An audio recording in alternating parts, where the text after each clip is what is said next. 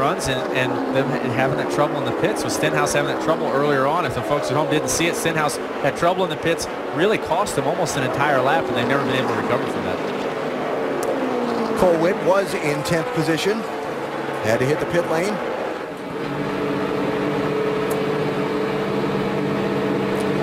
Cole carrying the NASCAR Unites logo on his car. NASCAR's campaign to support military families throughout these summer months. The red, white, and blue paint scheme on the car. He was counting on getting a caution flag. He was one of the cars that took a wave around, but he made that early green flag stop, so he didn't have quite enough fuel to finish. With nine to go here, he had to duck in and get a little fuel.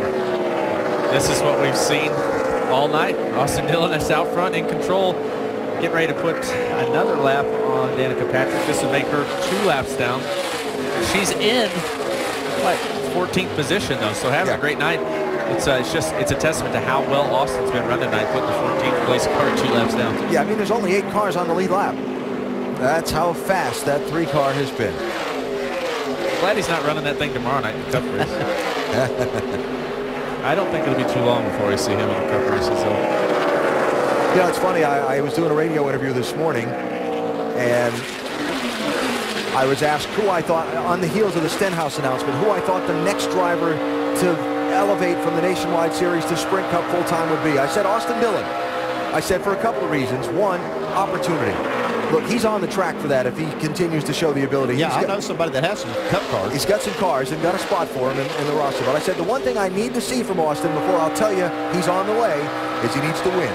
I said that was the pattern. I know. We're doing our best to jinx his whole night here. He's got the points lead. He's got the wind coming, and we gotta be careful here. We don't want to run it for him.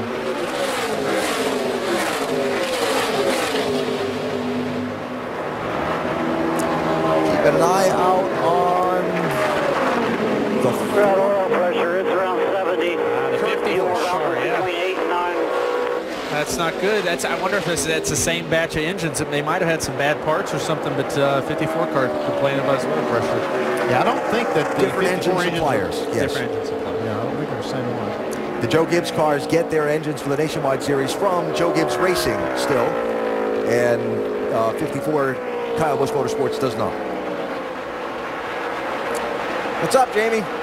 Well, they're saying they just lost a cylinder. After all that, 5 to go, lost a cylinder, no oil pressure right now for Kurt Busch, who's just going to hang on now and ride around. One of the things awfully coincidental to me. So yeah, go ahead. It is. I think it is connected. One thing that the Toyotas have struggled with has been some inner valve spring issues on the Cup side as well. I don't know if that's now filtered its way over onto the Nationwide Series engines. And we'll have to wait to find out. But whenever we've had trouble like this with our engines, it's always been a batch of parts, and that's tough. I don't know if they share any parts or if this is just coincidence. You will see here and there some cars that took the wave around at that last caution have to dive in for a splash of fuel because they weren't able to come in under the yellow flag and top off. Brad Sweet and Mike Bliss just did so. But now we're 3 laps, ironically enough. 3 laps. Away from victory for car 3. And guys, we talked about this at the beginning of the show. This track is so difficult. It has so many bumps. The banking's different in different places. We wondered, could a guy like Austin Dillon dominate this race and be able to make adjustments from day to night, from high temps to low temps, to deal with the traffic? And he's been able to do it all night. You see Richard Childress right there, the grandfather. I wonder what Mike Dillon's thinking. He keeps getting higher and higher. He was standing down there, and now he's up on that. Pretty soon he'll be climbing that flagpole to watch this thing. I'm just going to ask you, who do you think's more nervous? Dad, granddad, or driver? I'd almost bet that Richard is. Coming to the white flag next time. Okay, bud, you will be coming to the white here. Just cruise, bud. No issues. 9 seconds ahead of second place. Which is still Kurt Busch. So many emotions going on in that race car right now. White flag, white flag.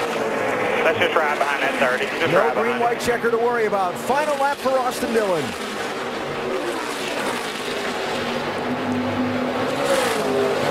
Earlier we saw the focus in the eyes, the concentration with this fast race car around this difficult track. He's going to bring it home.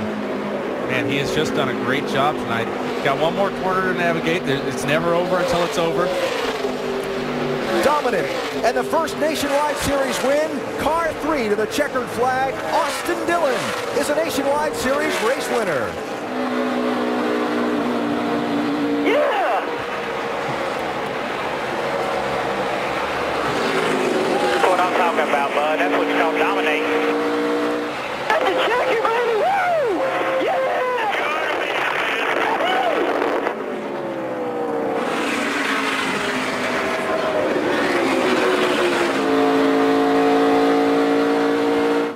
Awesome, guys. Good job. Richard Childress Racing. Right there, buddy. You're the man. And Richard Childress had retired the number 3 after the passing of Dale Earnhardt. Talked about what number they were going to run. You are. This is big. Look at this. This is big, I'm telling you. Yeah, to be able to win your first race like this at a tough racetrack with Cup drivers behind you, take over the points lead, this is a huge night for Austin Dillon.